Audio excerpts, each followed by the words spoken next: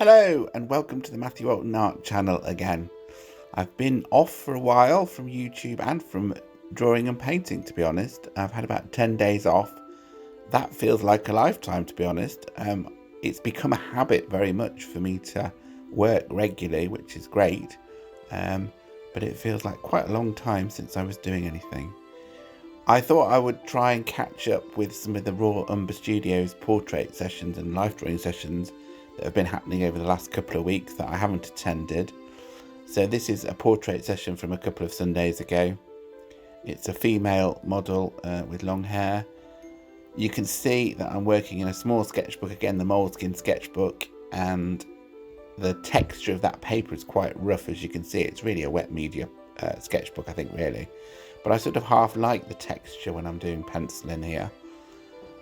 You can see that I've sort of scribbled over the whole surface and then blended it using a tissue to sort of get a grey, a light grey across the whole surface.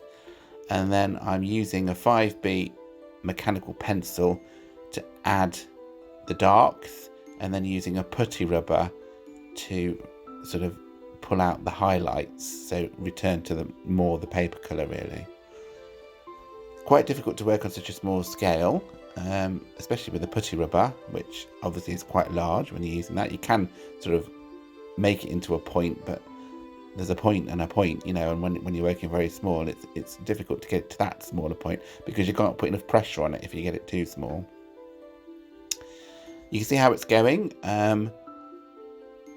Overall, the likeness isn't fabulous for the model. It's not too bad. When I was drawing out, I was using the normal triangulation point method that I use and looking at the angles of the face. So the nose on this model is quite large and quite pointy and thin as well. You can see the nose bone quite a lot, which creates quite a big deep shadow on it. But also the angle of the forehead to the nose and the angle of the chin to the nose. So it recedes both to the chin and the forehead a little bit. So it's those sorts of things that if you get them right, make the model, the drawing look like the model. I think overall it's fairly successful.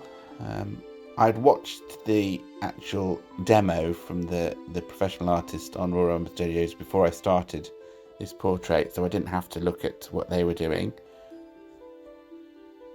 I didn't actually take the full hour for this either. I took 45 minutes.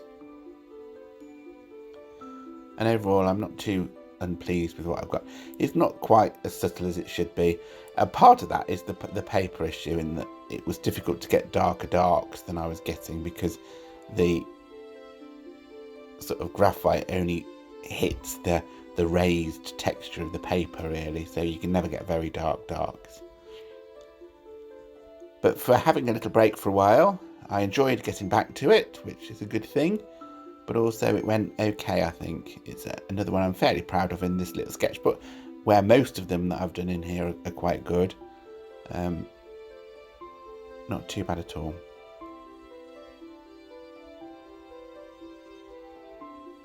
The demo, the artist demoing it was very, very subtle in the shading and the reflected light under the chin and those sorts of things, whereas I haven't got to that sort of level of polish yet, I think, really. But hopefully the more practice that I do, the better I will get at that sort of thing. It's a profile portrait, which is quite unusual for me to do as well, which is quite a nice change. And I'll be trying to do another one to catch up a bit more over this week at some point, so keep tuned for that.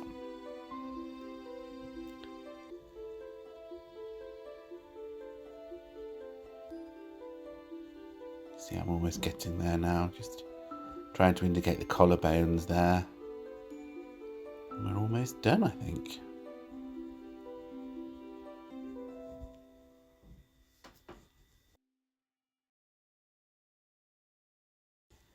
Well, this is the final drawing. Overall, as I said, I'm quite pleased with it. It perhaps could be a little more subtle, but I think part of that problem is the paper that I was using. Although I like using the paper, I think it does limit what you can do in terms of subtlety. I hope that by watching this you've been inspired to give it a go yourself, and hopefully you can see from my videos that I am improving over time, and maybe that will inspire you to start a sketchbook as well, to do regular portrait practice or drawing practice, life drawing, whatever it is that interests you. If you do it regularly, I think you can't help but improve over time. Certainly working for me. I'll put a link in the description of the video for Raw Umber Studios in case you're interested in looking what that's about. I'm quite enjoying being a member for the few months that I am going to be a member. So I think it costs me $13.50 a month for signing up for all the free sessions, and also the access to the media library, which is a great resource to have. Okay, well, thank you for your time if you've watched this far. I hope you enjoyed it. If you did enjoy it, give it a thumbs up. Do hit the notification bell and you'll be notified when new videos arise. I'm hoping to get back to something like regularity with those after having a few days off. So at least twice a week there should be a new video arriving. And also, if you haven't subscribed and you're new here, then do think about subscribing. I'm trying to put not just time-lapse videos of me working on this channel, but also some recent videos of how I'm trying to get the business off the ground, the art business, and how I'm doing that and where I'm selling work, those sorts of things. So hopefully people who are in a similar position might find those interesting. Okay, well, I will see you on the next one. Thank you. Bye.